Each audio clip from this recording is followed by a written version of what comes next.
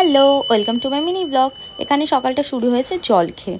তো জল খেয়ে আমি রেডি হয়ে গেছি এক্সারসাইজ করব বলে।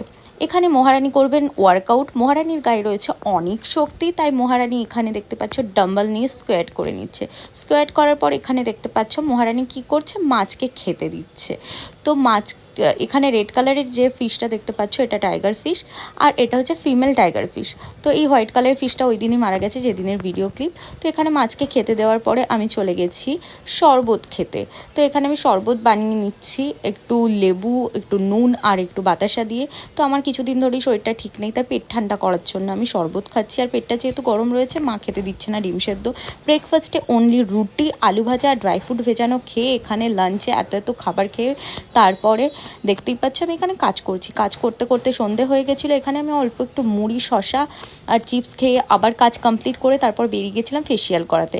কাকিমাকে ফেসিয়াল করিয়ে আইব্রোস করিয়ে ওনার বাড়ি থেকে চাউমিন নিয়ে ফিরছি, কারণ আমার জন্য চাউমিন এনেছিল, আমি ওখানে খাবো না বলতে আমাকে বাড়ি পাঠিয়ে দিয়েছে।